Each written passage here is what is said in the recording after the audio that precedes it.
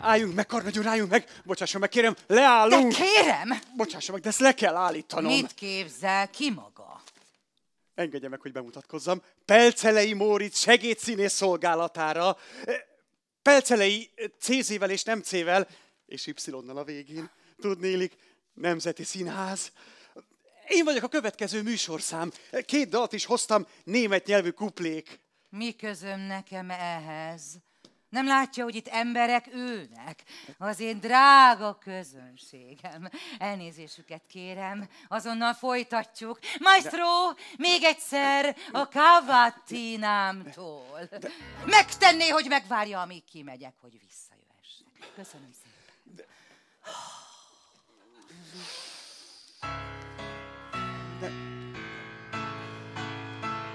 Állj! Hát éppen ez az, művésznő, éppen ez az! Menjen innen maga kellemetlen alak! Mit akar maga tőlem? Egyáltalán tudja maga, hogy én ki vagyok? Természetesen! Itt van a nyelvem hegyén valamilyen... de kínos, roppant kínos az ördögbe, pedig az előbb még tudtam. Ne haragudjon rám, kérem. Maga nem tudja, ki vagyok. Még hogy ide küldték. Hát vegye tudomásul... Bartai András tekintetes úra, Nemzeti Színház igazgatója küldött, hogy közöljem önnel... Próza asszony... Tessék? Róza asszonnyal, hogy a vidéki fellépései mind törölve lettek. Hogy is fogalmazott, hogy nincs szükség kegyelmedre.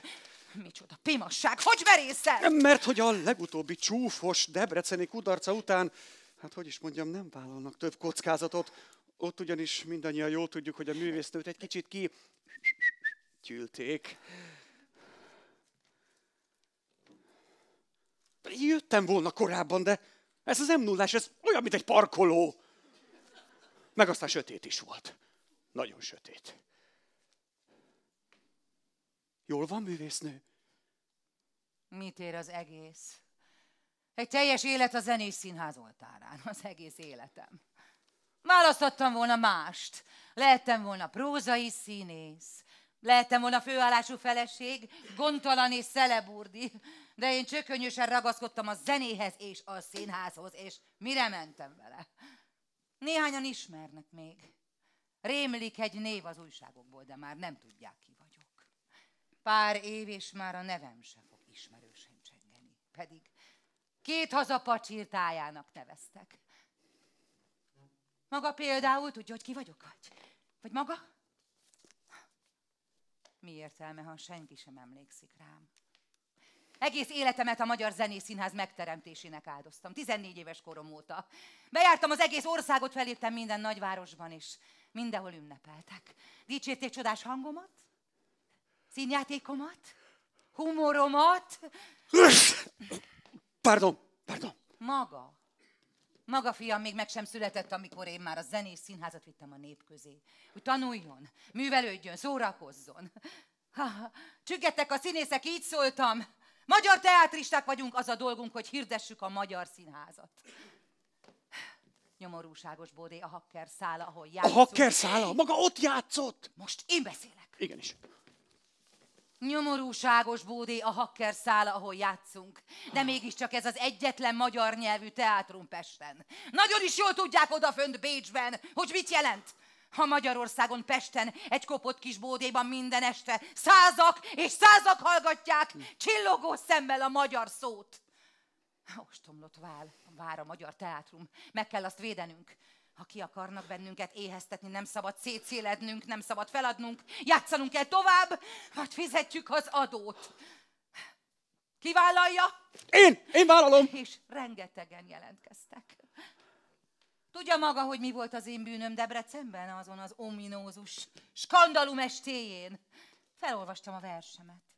Vártfogóimhoz írtam, miután Kolozsvárot bemutattuk a bánkba. Hát igen, Melindát játsztam. Mondhatom, zajos sikerrel. Így szólt a versem, véletlenül nálam van. Hallgassa, kegyetek itt mosolyga rám, itt töltém sok boldog órám, bár sorsom messze távol int, de visszatérek én megint. Bravo, és szabad érdeklődnöm. Visszatért? Soha többé. Oh.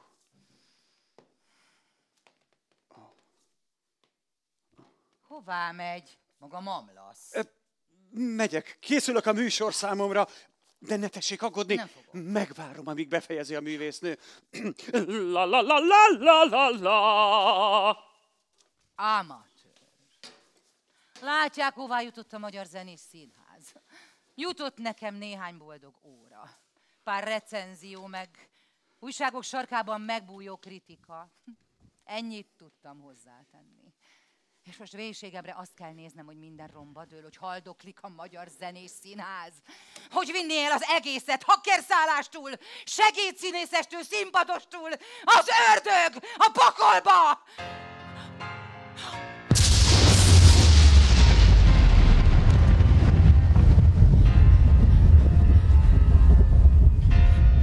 Mi volt ez? Hivattattam. Hallotta? Égszakadás, földindulás! Csak a hatás kedvéért. Remélem tudja, hogy ki vagyok. Hát az imént mondta, valami segédszínész, CZ-vel. Badarság. A nevem azt jelenti fényhordozó, de jól hallottam, hogy el kellene vinnem valamit? Az egész Magyar Zenés Színházat mindenestül úgy alles zusammen. Ha németül akar fecsegni, jobb, ha távozik, ez egy magyar nyelvű színház. Ej, de szúrós kedvében van. Vidámodjék fel. Dériné Széppataki Róza. A művésznő, aki oly sok élvezetes percet szerzett már népének, nézőinek. Maestro, zenét. Mondja csak, táncolt már az ördöggel sápadt holdfénynél? Mi az ördög maga, nem a segédszínész? Azonnal menjen innen, különben... Kés? Ugyan már, Rozzikám, hát mit akar maga ellenem ezzel a kellékkéssel? Hiába szurkálna meg. Semmit sem éreznék belőle. Meg se halnék, ha nem is tudok. Menjen innen, mert Különben. Csak semmi pánik. Nyugodjék meg. Tudom, látogatásom ritkán tölti el az embereket örömmel, ám bár szükségszerű. Az iménti belépőmmel is csak az antrémat szerettem volna egy kissé hatásosabbá tenni. Mégis kicsoda maga. Ezt most komolyan kérdi? Igen. Hiszen maga hívott. De jó, essünk túl a formaságokon. Igen, az vagyok. De szólítson csak egyszerűen Lucifernek. Vagy hogy is mondta, CZ-vel? Legyen Lucifer! De legalább maga tudja, hogy ki vagyok. Én voltam az... Kérem, ne kezdje megint. Ketyeg az óra. Induljunk. Induljunk, van egy hely, hol a silingú csilingel, hol várszás csodás est, úgy hívják Budapest. Hát, szép város. Szép. Kolozsvár, majd ott lakunk a Szamos... Nem. Később. Jó. Mondja, nem lehet, hogy itt valami tévedés esete forog fennén? Nemrég még 16 éves jánykát játsztam. Hát van annak már vagy 30 éve. És akkor is olyan 50 körül járt. Kötözködő fráter. Mondja csak, nem azért hívott, hogy elvigyem az egész Magyar Zenés Színházat mindenestől? Aztán itt hepciáskodik? Ahelyett, hogy hálás lenne. Jó, de én azt csak mérgemben mondtam. Vagy úgy. Mondja, tényleg csak miattam jött ide? Akkor mégiscsak fontos vagyok. Gondolhatja, hogy akárkiért nem jövök személyesen. Istenem. Na ne. Őt ebben ne keverjük bele. A volt főnökömnek mi köze van ehhez? Bocsánat. Hát akkor ennyi? Ennyi? Vége? Így nyomorultul kell elpusztulnom. Így nyomorultul? Bár csak még egyszer fiatal lehetnék.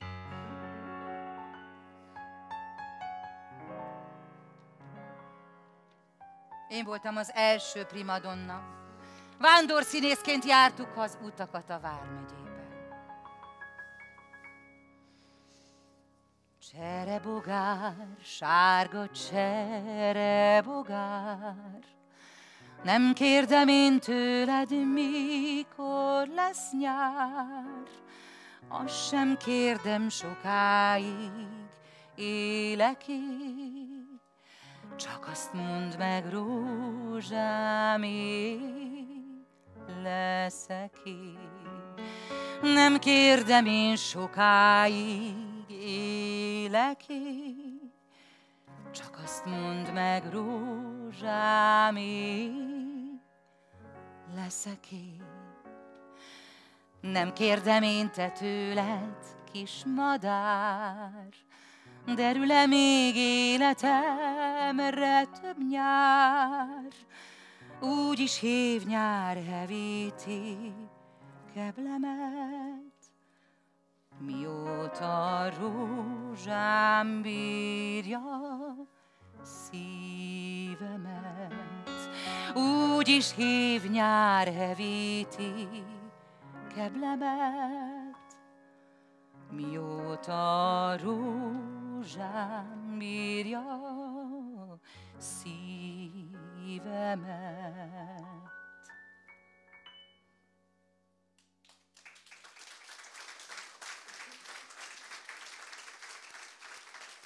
Bravo, bravo, ez gyönyörű volt, olyan melankólikus. Nagyon kedves, köszönöm. Hát jó, hogy megkönnyítsem a búcsúját a földi világtól, teljesítem a kívánságát. Elviszem magammal, de előtte még egyszer újraélheti a fiatalságát. Megteszi nekem. Ha nagyon akarja meg, de aztán viszem. Jó. Következzék az utazás. Látja? Az első fellépése. Milyen jól mutattam. Azt nézze, azt a szőke kislányt, azt a szépet, az vagyok én. Hát, jó rég volt. Ezek közül szinte már az összeset elvittem. Maga aztán tudja, hogy derítse jó kedvre az embert. Akkor még csak az volt a fontos, hogy énekelhessek és táncolhassak.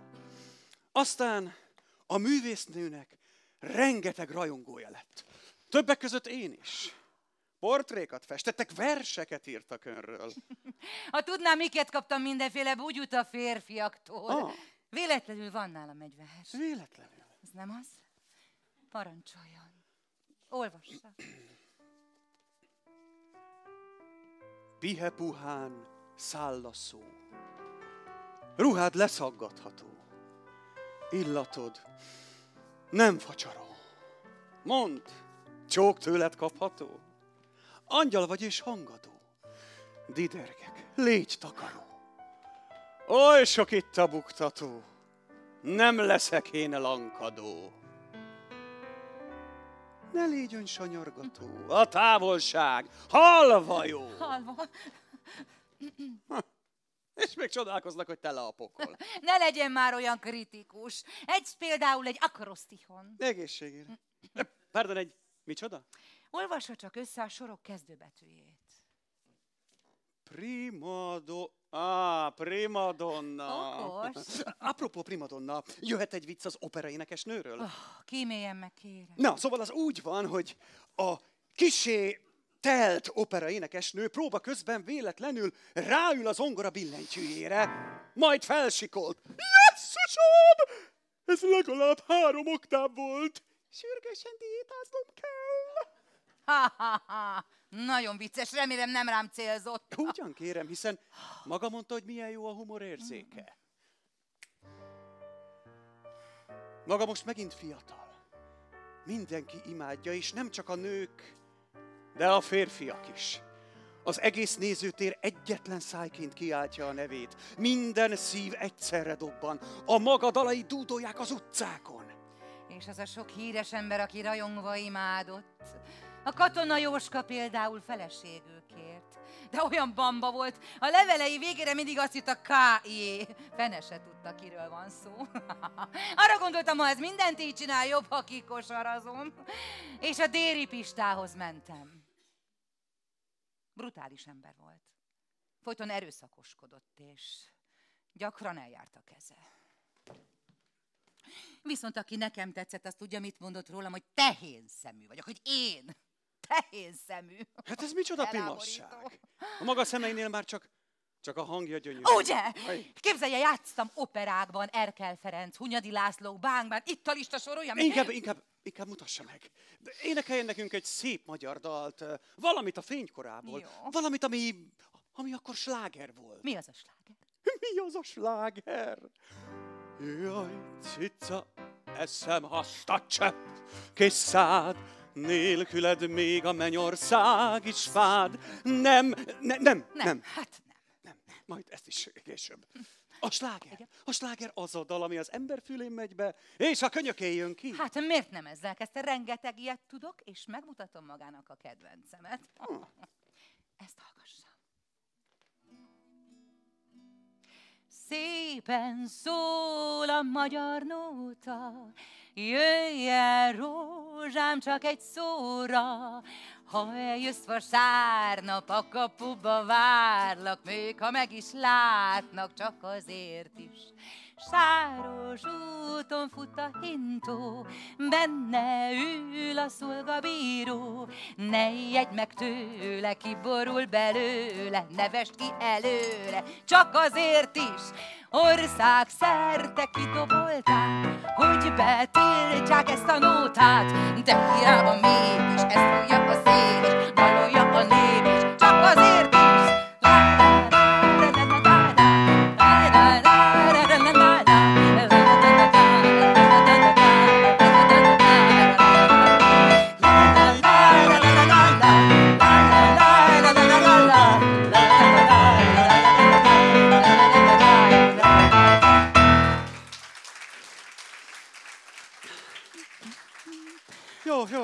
Jó. De most már fújja ki magát, egy kicsit pihenjen le. Újra élhette a fiatalságát, de most már mennünk kell. Készen áll? Úgy nézek én ki, mint aki kész van. Na jó, bevallom magának, teljesen kész vagyok. De úgy maradnék még. Meg kell értenie, hogy egy ilyen döntés nem lehet elhamarkodni. Hát volt rá vagy 60-70 éve. Szilencium! Bár csak láthatnám, kik jönnek utánam, akkor szívem teljes nyugalmával léphetnék tovább, de így meg kell értenie, hogy ezt nem lehet csak úgy elengedni. Furfangos egy nőszemély. Hát én nem is értem. Mondja, hogy csinálja ezt velem? Na jó, legyen! Bepillantást engedek a jövőbe. Megnézheti, hogy kik jönnek maga után. Belebújhatok a bőrükbe, eljátszhatom őket. Ha ezt megteszi nekem, én követem a pokol kapujába. Áll az alkú, Dériné szép pataki róza. De aztán viszem kezetre. Ki lesz az első szerepem? Találja ki, Jó. hiszen jól ismeri. Jó, de jó. Rimaszombatban született Jaj. Reind Ludovika néven, Ne. de Kölesi Lujzaként is Nem. ismerik. Korán megházasodott, és elévülhetetlen érdeme van a magyar operett Ezt megszületésében. most nem mondja komolyan. Tudja maga, hogy mennyi mindent tett a magyar színjátszásért? Pontosan ugyanúgy küzdött érte, mint maga. Pia. Ő volt a nemzet csalogánya. A Luizi. Bújjak a Blaha Luisa bőrébe. Maga féltékeny. Féltékeny én? Nevetséges. Féltékeny bizony. Ugyanis nem csak primadonna volt, de sztár is. Mi az a sztár? A sztár? A sztár a közönség kedvence. Mindenki imádta, és ő is imádott mindenkit. Aj. Állítólag soha egyetlen rossz szava nem volt senkire. Ugye tudja, hogy ilyesmi nem létezik. Hát mit isteníti annyit? Én? Isteníteni? Hát ezt kikérem magamnak. Az viszont igaz, hogy a Népszínmű addig virágzott, amíg Blaháné a színpadon énekelt. Erre még emlékszem. Ekkor születtek az igazán nagy színművek. Amiket ezek a kis jöttmentek kornyikáltak. Hát hogy bújhatnék én a Blaha Luisa bőrébe? A vasárnapi újságban megírták a receptet. Figyeljen! Legelőször vegyük Blahánét. Öntsük körül valami mesével, szőjünk a szerepébe sok-sok nótát, és öltözködtessük a darabban minél többször.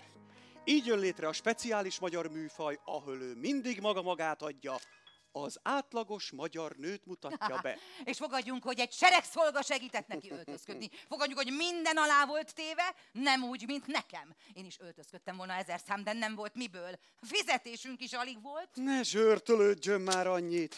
A helyszín Bécs. Theater an der Wien. 1883. június 3. A műcíme A piros bugyelláris. Főszerepben Blaha Lujza és Tamási József.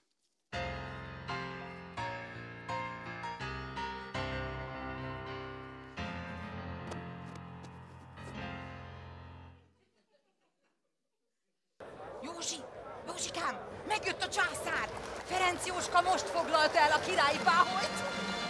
Mit fog szólni ehhez, Kál? Most, hogy hadbíróság halára ítéli 13 magyar katona. Itt a lehetőség, amire vártál. Most megmentetjük őket. Das ist unmöglich.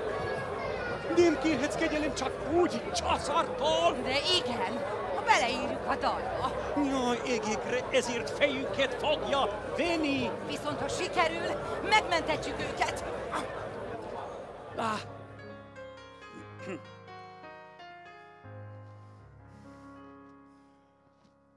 Zsindejezik a kaszárnya tetejét. Mind elvitték a legénység elejét. Maradt itthon 2-3 nyomorult. Rátok, lányok, még az ég is beborult. Maradt itthon 2-3 nyomorult. Rátok, lányok, még az ég is beborult. Verd meg Isten a gőzkocsi kerekét, mert elvitte a legénység elejét. Hagyta volna itthon csak az enyémet, nem ölt volna a nagy bánat engemet. Hagyta volna itthon csak az enyémet, nem ölt volna a nagy bánat engemet.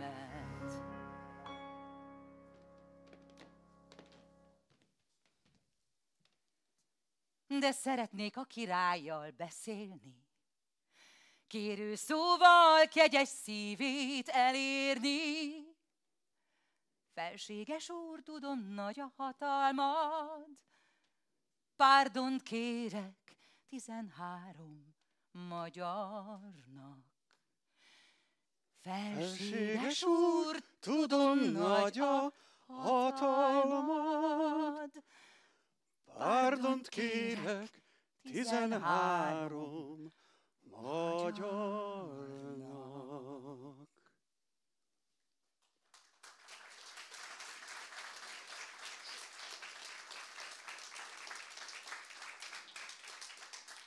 Most vajon mit csinál? Lefordítatja. Most olvassák fel neki. A császár biccentett, és mosolyog. Lujzikám, megcsináltad! Megmentetted 13 magyar katona életét. Hát micsoda jó tettre használtad tehetséged. Életmentővé vált magyar zenés színházat. Gondoltad volna, hogy idáig is elér.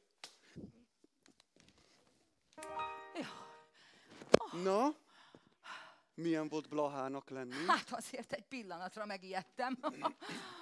És nem csak ebben aratott zajos sikert. Akár merre járt, mindenhol tapsorkán fogadta. Ő volt Finom Rózsi, a könnyűvérű parasztmenyecskék legfinomabbik, a falu rosszában. Az akkori prűd népség sem vetette meg a tüneményes jelenséget. Na persze, mert mindenkinek volt valami rejtegetni valója, csak a szoknya mindent eltakart. Aztán sorra jöttek a nagy szerepek. A nagymama, a szökött katona Julcsája, a huszárcsiny markotányosnéja, és mindegyiket sikerre vitte. Hát azért jó nagy szíve lehetett ennek a Blahalúzának. Eljátszhatnám még egy szerepét? Sajnálom, de ketyeg az óra. Mennünk kell tovább. Milyen volt hát később a színházi élet? Később? A budai magyarok. telente a Várszínházba jártak, ahol a Nemzeti Színház művészei léptek fel. Nyaranta viszont a Krisztina városi horvátkerti színkör előadásait látogatták. Legyen a Horvátkertben Budán, szombaton este 7:30 után. Ezt is majd az után. Itt egyébként évről évre vidéki társulatok is léptek fel. És születtek még női, hogy is mondta csak, sztárok. Hát akkor jöjjön az egyik fénypont. Az operett korszaka. És az operettel a keringő. Olyan nagy divatja volt ennek a műfajnak, hogy az egész monarchia, sőt, egész Európa keringőzött és operettet hallgatott. Ezt nevezhetjük amolyan monarchia sirató műfajnak is. Monarchia, operett, úgy hangzik, mint a egyszerre tüsszentene és káromkodna. Ráadásul németül. A kiegyezés után történt. Micsoda, kiegyeztünk ezekkel? Borzasztó. Jó, és akkor mondja el nekem, mi az az operett? Az operett? Az operett olyan, mint egy kis opera vagy operácska. Zenés játék, de beszélnek is benne. A magyar és a bécsi nagyoperetteket leginkább a humor és a diadalmas szerelem jellemzi. Én is rengetegszer voltam már szerelmes. Akkor is, amikor megérte annak lenni. És bizony akkor is, amikor egyáltalán nem érte meg. A korszak két legismertebb zeneszerzője Kálmán Imre és Lehár Ferenc. Ők ketten, akik még éltükben világhírűek lettek. Míg Kálmán Siófokon, Lehár Komáromba született. Aztán a világ belekeringőzött egy véres világháborúba.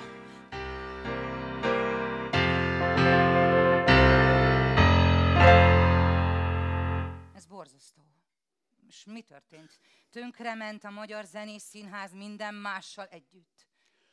Milliók haltak meg. Akkoriban sok dolgom volt, de aztán újraindult minden. A primadonnák is csak úgy jöttek-mentek. Egyre híresebbek és híresebbek. Ott van például az Ilka, vagyis a Pálmai Ilka. Ő által jutott el a Magyar Zenés Színház a tengeren túlra. Ő is megházasodott viszonylag korán. Neki köszönhetjük, hogy a magyar operett nemzetközi exportcikk lett. Mi az az export? Az export az olyas valami, ami ha itthon már nem kell senkinek, hát majd sikeres lesz külföldön. Akkor én Ilkát nem akarom eljátszani. De hát miért nem? Engem ne akarjon senki csak úgy exportálni. Pedig sokaknak bejött. Túl az operencián boldogok leszünk. Túl az már megint, jaj, bocsánat. Na, hát ne kéresse már magát annyira. Tudom, hogy szeretne legalább egyetlen egyszer fellépni a gyönyörű Népszínházban. A Népszínházban? Úgy bizony, amit a két építészzseni, a híres Hellner és Fellner tervezett nekünk még a békeidőkben. A Népszínházában énekelni? Tudja mit? Jöjjön az a Pálmai Ilka. Na jó. Persze, ő sem mindjárt ott kezdte. Először Kassán statisztált a színházba, ahol később hozzáment a társulat egyik tagjához, Szigligeti Józsefhez, aki nem mellesleg Szigligeti Edének, a Nemzeti Színház igazgatójának volt a fia. Jaj, és utána hirtelen beindult a karrierje, nocsak. Micsoda véletlen! Higgy el nekem, elég nagy árat fizetett érte. Most pedig pillancsunk bele Szigligeti József és Pálmai Ilka életébe.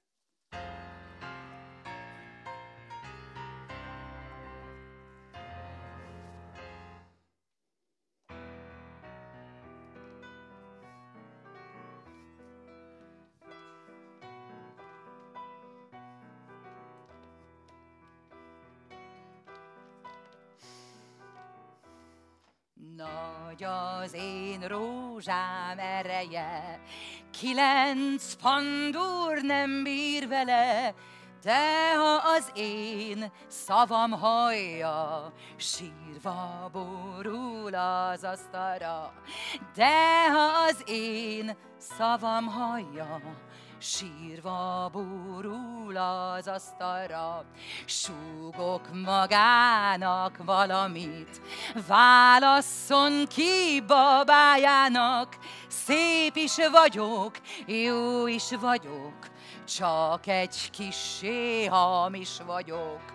Szép is vagyok, jó is vagyok, csak egy kissé hamis vagyok.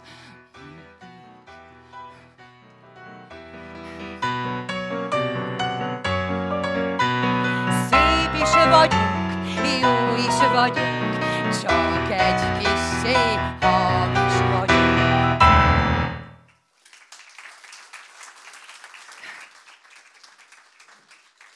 És ez a virág a szeretőjétől kapta? Dehogy. A színház titkárától tudja, ma van az első előadásom. Csillapodjon már az Isten szerelmére. Tudom, hogy gyűlöl engem, de figyelmeztetem. Bármennyire is szeretik mások, és bármennyire is érzi szükségét annak, hogy más szeressen, nélkülem egyetlen napot sem élhet. Mert ha a legkisebbre is rájövök én, megölöm! Aztán magamat is. Bocsásson meg, ezt nem szerettem volna megmutatni magának. Abban a cipőben járt, amiben én. Remélem, sikerült kilépnie belőle. Megszakadt a férjétől, aztán később el is váltak. Majd újra grófok és bárók udvaroltak neki. Míg nem, megint férjhez ment. Báró Kinszky Jenőhöz. Másodszorra, ó, a balga. Hiába. A szerelem néha még Lucifernél is hatalmasabb.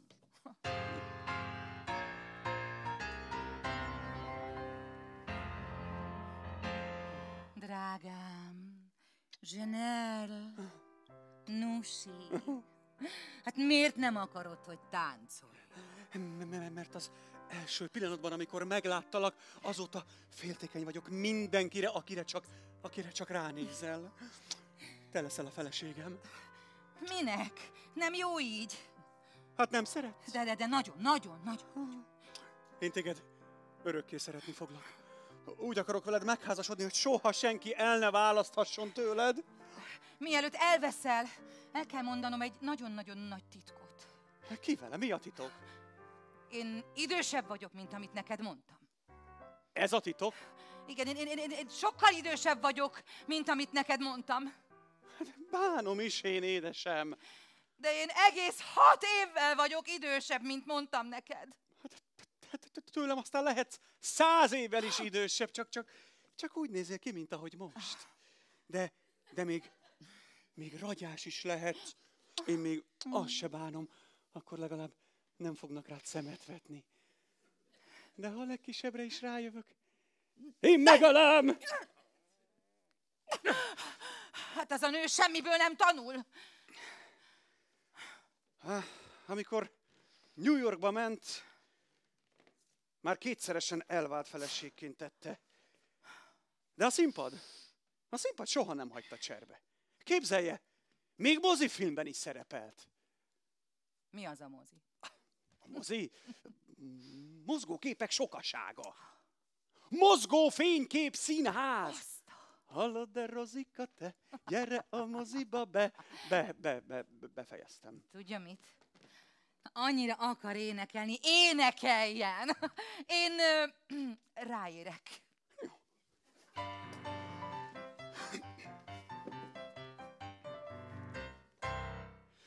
Berta egy szép nyári estén a körúton mendegél, arra jő egy feslegényke, sencegőn melléje lép. Szól a lányhoz szép kisasszony, tartson vélem, ha lehet, elviszem egy csuda helyre, nézni mozgó képeket. S Merta Berta, nagy liba, hát elment a moziba.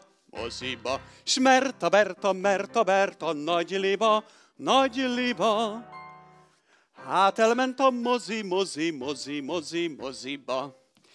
Együtt ültek a sötétben, Berta és az ifjú úr, míg a vásznon kergetőzött japán-angol muszkabúr. Körutazás, vonatrablás, tudja az ég, mit láttak még, s nem csupán a képek, ők is mozgolódtak egy kicsit. És elcsattant mutyiba, most egy csók a moziba. És elcsattant mutyiba, most egy csók a moziba. Folytatása volt a csóknak, mert követtem még nem egy, sőt követtem még 1000 csók, végre az már egyre megy. Míg köröttük bámult, lelkesült a balga nép. Berta halkan annyit mondott, kérem, ez már még se szép. S Merta Berta, nagy liba, ezután is eljárt ő a moziba. S Merta Berta, nagy liba, ezután is eljárt ő a moziba.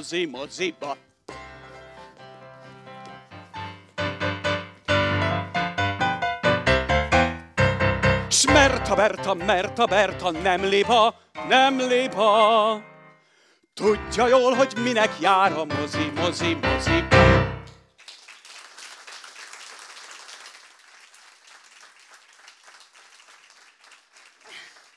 Hát ez a mozi, ez tényleg ördögi dolog. De visszatérhetnék a primadonnákhoz. Hát, ha akadt köztük olyan, aki szerencsés volt a szerelemben. Hát, hogy ne kérem, hiszen az időnk véges. Ott van mindjárt a Bereg megyei Bakfiss. Egyszerre csak felszaladt a színpadra, mint a gyötrelmes, erős szűzvihar, végig söpört ott mindent. A kis bálványdöntő úgy tett az üllőtt budapesti színházi világgal, mint Napóleon az Egyesült Seregekkel. Fölforgatta és megcsúfolta a színpadi hadakozásnak minden becses régi elvét. Nem volt újságíró dandárja, nem volt haditerve, ignorálta a kulisszaküzdelmeit. Nekivágott a csatatérnek, a színpadnak, és megnyert minden csatát. Hogy maga milyen költőjel fogalmaz? Nem én, Ady Endre. A 20. század egyik költőfene gyereke. És milyen vadóc lehetett ez a nő? Vadóc bizony, és magabiztos. Úgy hívták, Fedák Sári.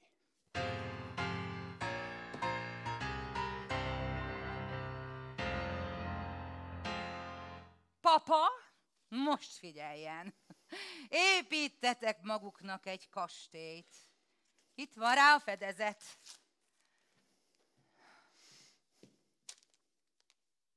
Fiam, mit jelentsen ez? Erre az van írva, hogy Bob herceg. Ki az ördög az a Bob herceg? Egy új operett, papa. A Jenő írta. Kicsoda? A Jenő. Milyen Jenő? A Huszka. Muszka? Nem Muszka, papa, Huszka. És hogy lesz ebből pénz? Még be sem mutattátok. Na, csak bízza rám a papa. Akkor a sikerem lesz, mint egy ház. Na, és mi történt? Meg lett a pénz? Meg bizony. De nem a Bob hercegből, hanem fogadásból. Fogadásból? De mire, kire fogadott? Saját magára. Saját magára? Ez hogy lehet? A beregszászi úri kaszinóban történt.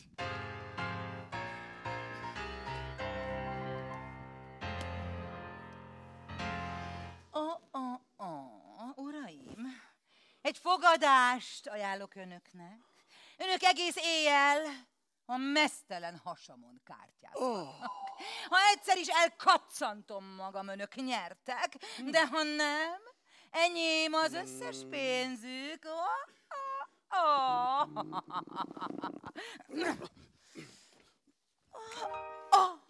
De hiszen ez egy közönséges, micsoda fertő. Jobb, ha tudja, hogy neki sem volt könnyű élete.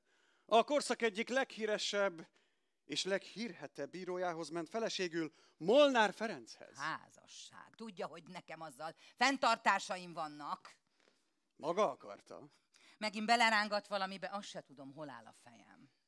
Következzen hát egy jelenet Molnár Ferenc és Fedák Sári életéből.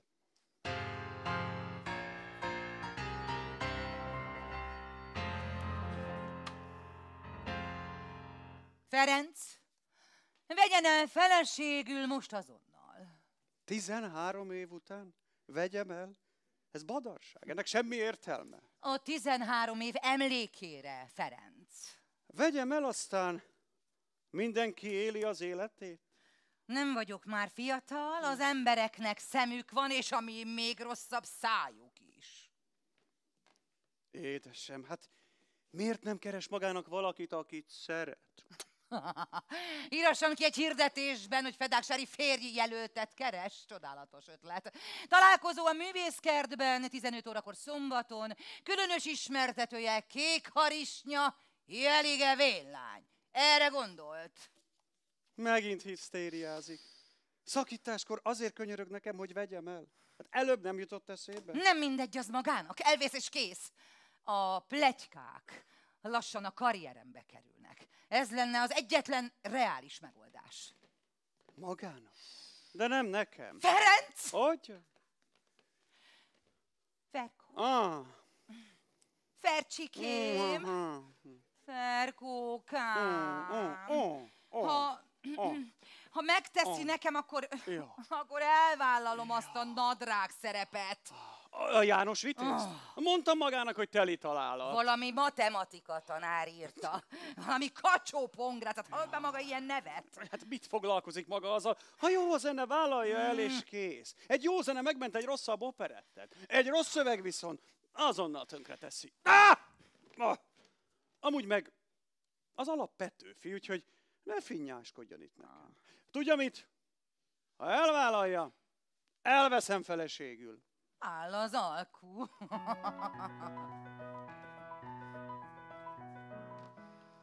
Én a pásztorok királya, legeltetem nyájam. Nem törődöm az idővel, a szívemben nyár van. Szerelemnek forró nyara égeti a lelkem, amióta azt a kislány egyszer megöleltem. Ha bejárok a faluba, édes Iluskámhoz, az én nevem, Kukorica, Kukorica János.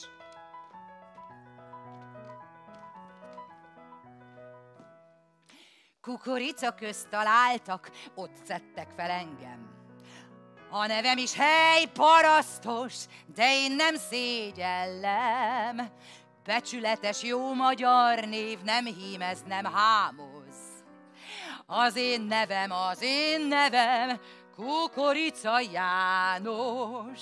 A becsületes jó magyar név, nem hímez, nem hámoz. Az én nevem, Kukorica, Kukorica János. A becsületes jó magyar név, nem hímez, nem hámoz. Az én nevem, Kukorica, Kukorica János. Ez anyámat.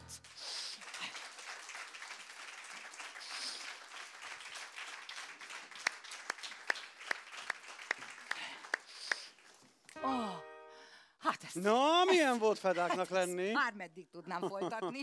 És mi jött ezután? Ezután? A világ ismét lángba borult. Az emberek színházakba menekültek felejteni. Így született meg annyi csodálatos operett, melyeknek a fénye a mai napig nem halványul. És ki lesz a következő primadonnám, csak hogy időben fel tudjak rá készülni? Drágám, Honti Hannára nem lehet felkészülni. Ő volt ugyanis az ország legdrágább primadonnája. Jaj, annyira édes volt. Nem. Annyira sokba került. Képzelje, egyszer még árverést is hirdettek miatta, hogy melyik színházigazgatónak ér többet az ifjú és tehetséges művésznő. Végül aztán a legtöbbet fizető debreceni színházigazgató nyert. Hát én még ilyet az életemben nem hallottam. Mennyit keresett ez a nő? Nagyon-nagyon sokat. 1922-ben a Király Színházban bemutatják Kálmán Imre legújabb operettjét, a Bajadért.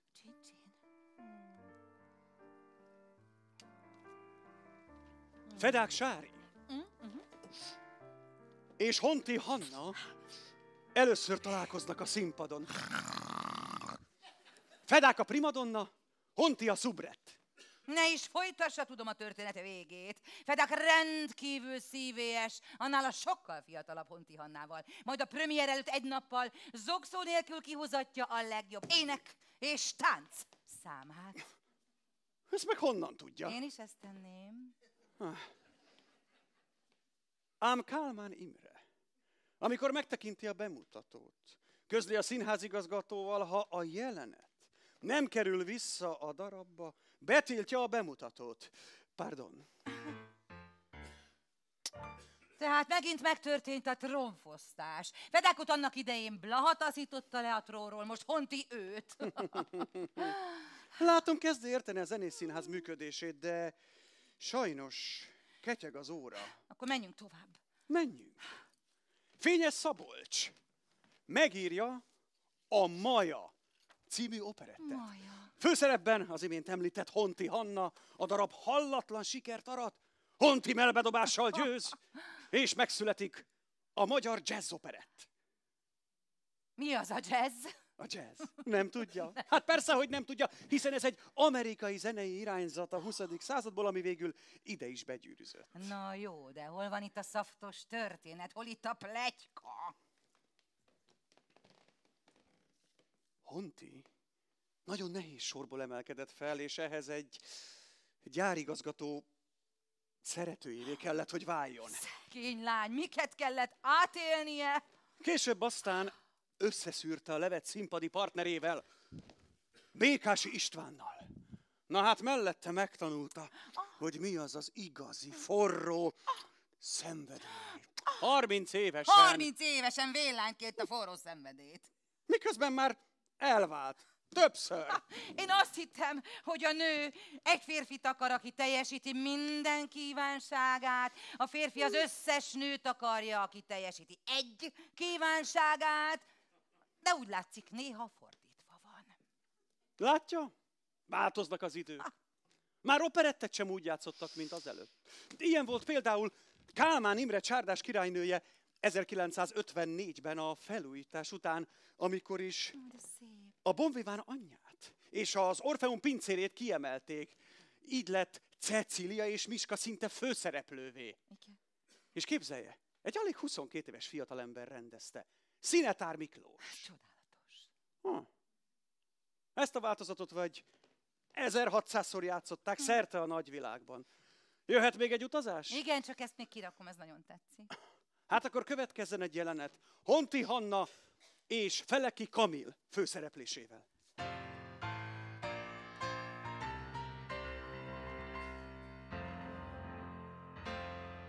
Miska! Miska! Itt vagyok, asszonyom. Hát ez az. Itt vagy, mielőtt még hívtalak volna. Én el is mehetek. Nem maradj!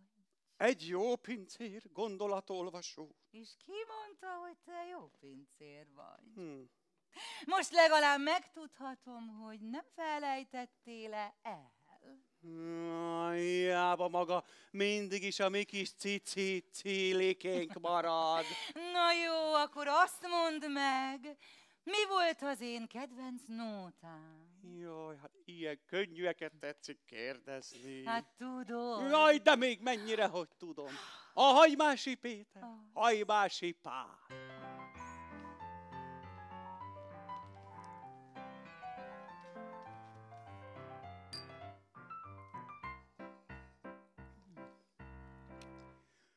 Nem él jobban Kínában sem a kínai császár, mint amikor a szívemre a bubánat rászáll. Magamat nem nyúzatom, szívemet se zúzatom, 3 vödör pezsgő mellé csak a cigányt hozatom. Ha csikorgós kedvem támad, csak ezt húzatom. Hajmási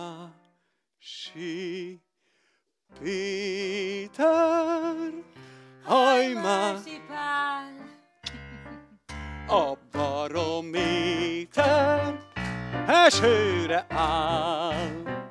De búsulj rózsám, mert az egy garas sem ég. ne búsulj, lesz még sző, lesz még lágy kenyér. Hajmási Péter, Hajmási Pál, a barométer nem imponál.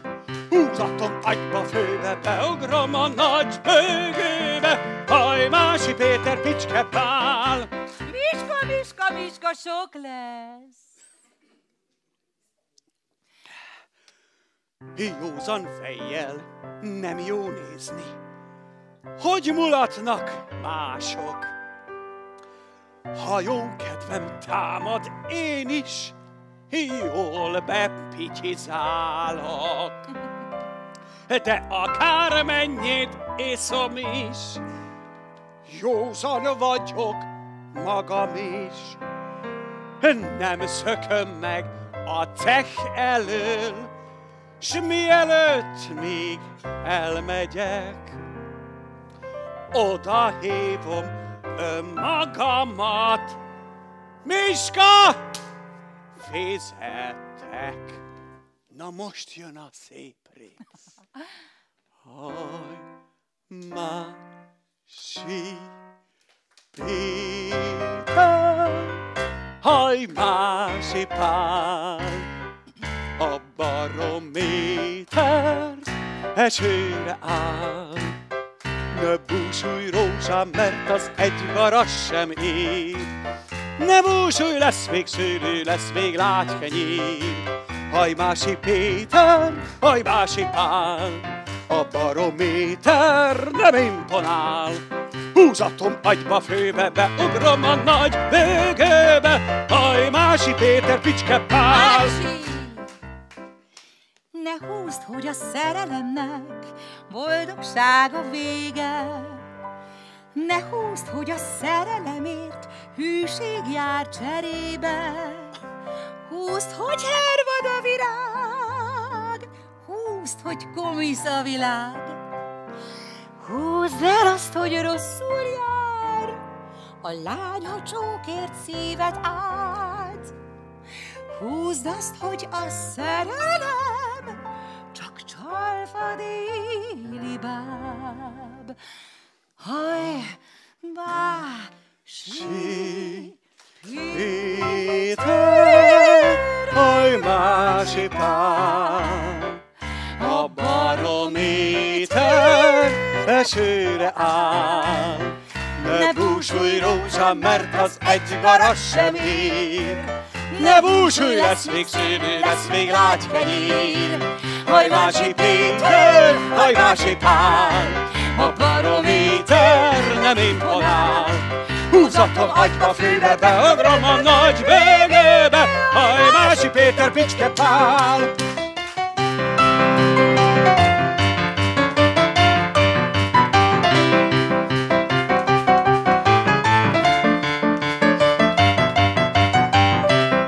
Hajmási Péter, Hajmási Pál, a barométer nem imponál. Húzatom agyba főbe, beugrom a nagy bőgőbe, Hajmási Péter, Picske Pál.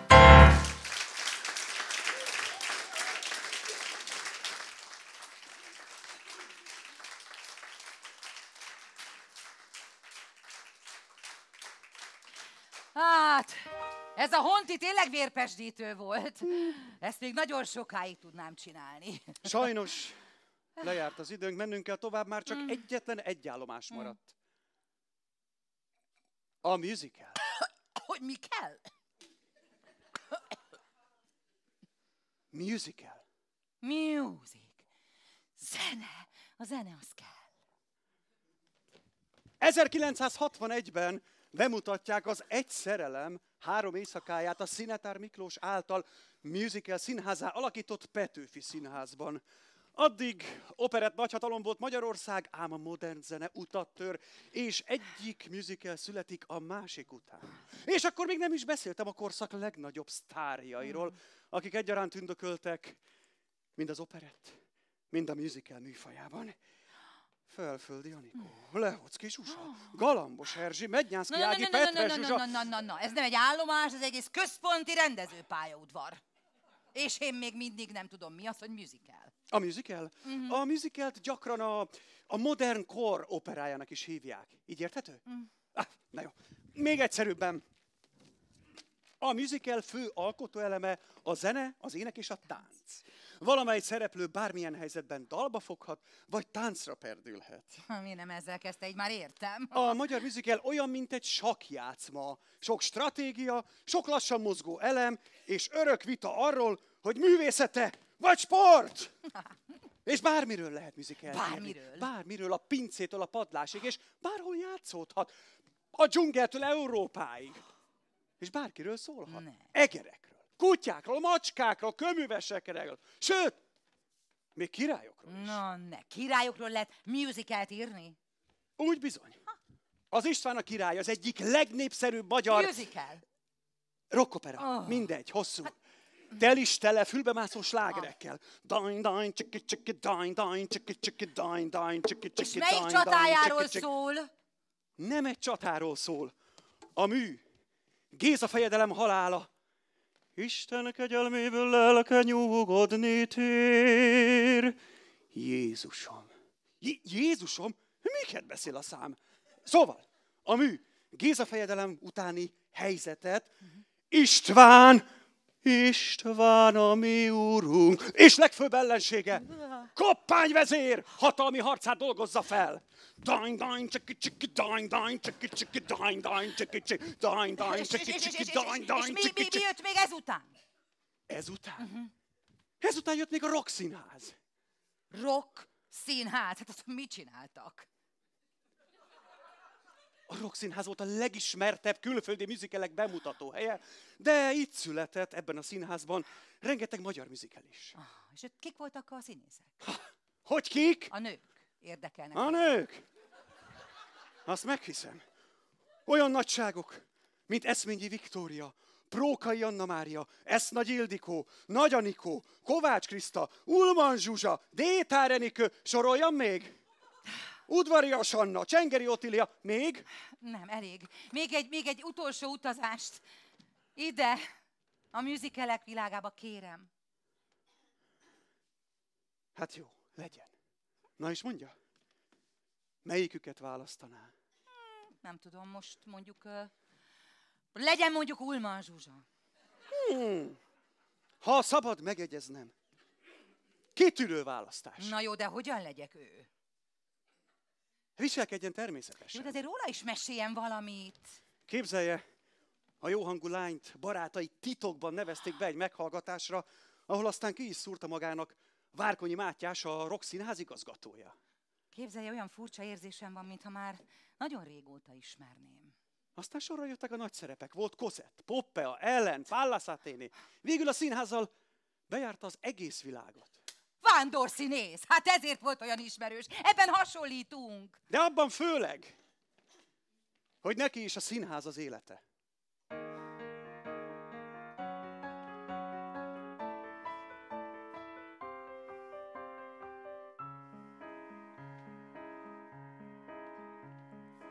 Gúnyosan mondhatja más, ez mesevilág, olcsó mesevilág.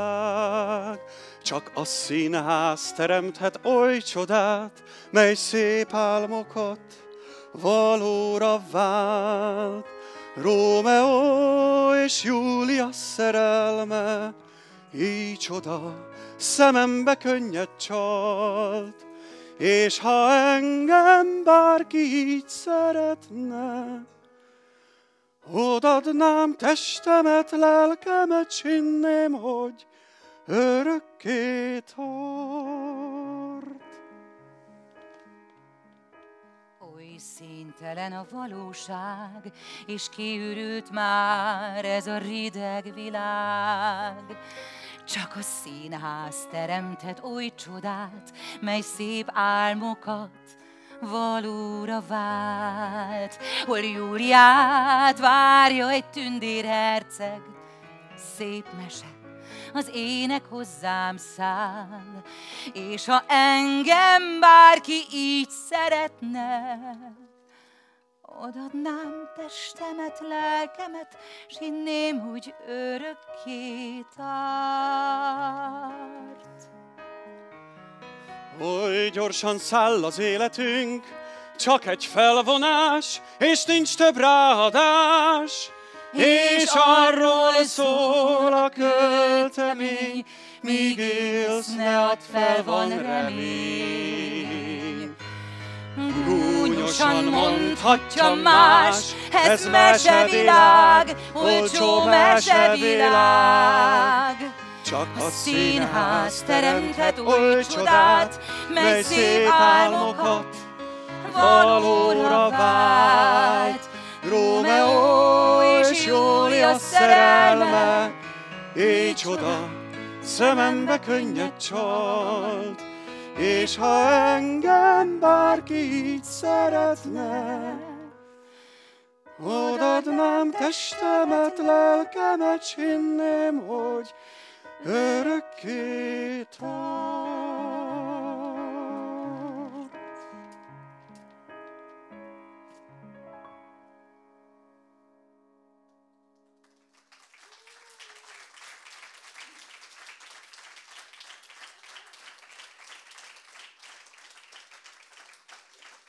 Hová megy? Maga mamlasz. Lejárt az idő. Tik-tak, bim-bam. Így érthető? Vagy még egyszerűbben. Eljött az óra, eljött a perc, az utolsó próba, a mindenre képes édes perc. Jó, tudom, menthetetlen vagyok. Na, rajongó típus, ez van. De ígéretet tett. Velem kell jönnie. Ígéretet tett. Dériné szép pataki róza. De én még mindig Ullmann Zsuzsa vagyok, és megmondom magának őszintén, hogy nagyon jól érzem magam a bőrömben, úgyhogy maradok még egy kicsit. Hogy? Még mindig? A betyárját az ördögbe. Legutóbb a Gábor Zsazsánál volt ilyen. Micsoda blamázs! Nekem itt ma fellépésem van, és nem hagyhatom cserben az én drága közönségemet. Meg kell értenie. Hát jó. Nyert magának egy kis időt. De azt ugye tudja, hogy előbb vagy utóbb úgyis eljövök magáért. Inkább utóbb, ha kérhetem. És megtenné, hogy ide hívja azt a segédszínészt, szükségem lenne egy partnerre a fináléhoz. Én talán nem vagyok elég jó magának? Tudja mit? Próbáljuk ki.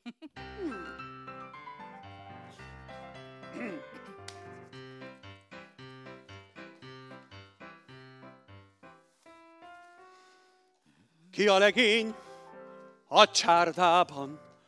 Magam vagyok, huk! Akire én rákiáltok, azt se mondja, buk! Bár a nőknek bedílök a hűségre, aki megcsalt, azt én el nem átkozom. Érte megyek, s össze-vissza csókolom. Jaj, jaj, jaj. Húzza csak ki világos virradaték. Húz még a szívemben is hajnalodik. Még el nem felejtem a csalfapapám. Húzzat az én notám. Húzza csak ki világos virradaték. Húz még a szívemben is hajnalodik. Még el nem felejtem a csalpapapám. Húzzat az én notám. Ácsi! Azt a betyárját, maga aztán halad a korral. Muzsikáljál szomorúan, úgy, ahogyan rég. Muzsikáljál olyan búsan, ahogy senki még. A szerelem mégis bűn, ez zalold a hegedűn. Gyere ide! Nékem olyan csárdás kell, amitől a fatuskó is táncra kell. Jaj. Húzzad csak ki világos virradatig, húzd, míg a szívemben is hajnalodik, még el nem felejtem a csalfapapám. Húzzad Az én nótám, húzzad csak ki világos virradatig, húzd, míg a szívemben is hajnalodik, még el nem felejtem a csalfapapa. Húzzad az én nótám.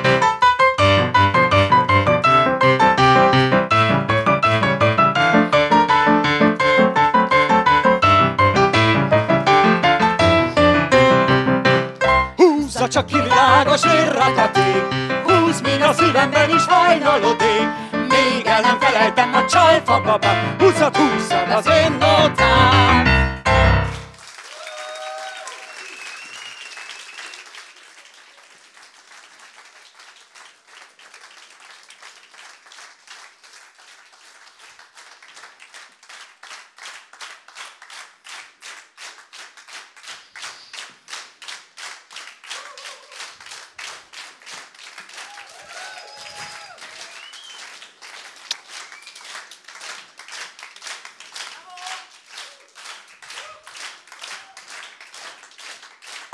Húzzad csak ki világos Virradatig, húzd, míg a szívemben is hajnalodik, még el nem felejtem a csalfapapa. Húzzad az én nótám.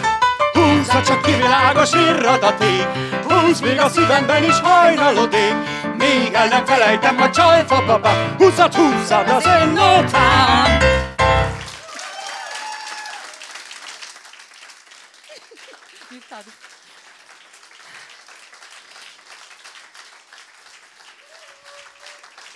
Köszönöm szépen.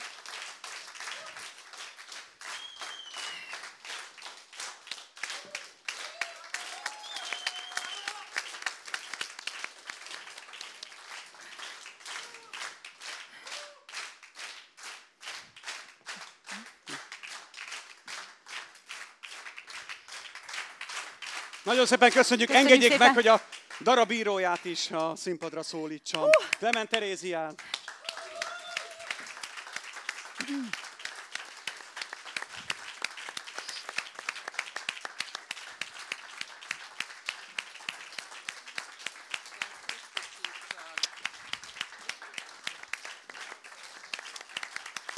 Bejössz. És abban a szerencsés helyzetben vagyunk, hogy a darabban elhangzott dalok közül az egyetlen olyan dal, aminek élő szerzője van, itt van közöttünk. Szeretném a színpadra szólítani Várkonyi Mátyást!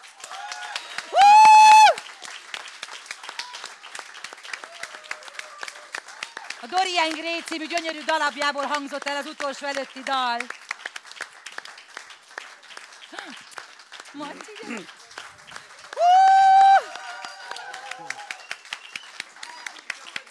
köszönjük szépen! Gyertek előre! Megyek oda a tulóban. Matyi, gyere! Hajoljunk. Köszönjük szépen! És Balassa Krisztián! És Balassa Krisztián!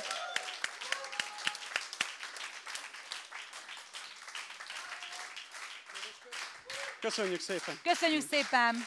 Nem.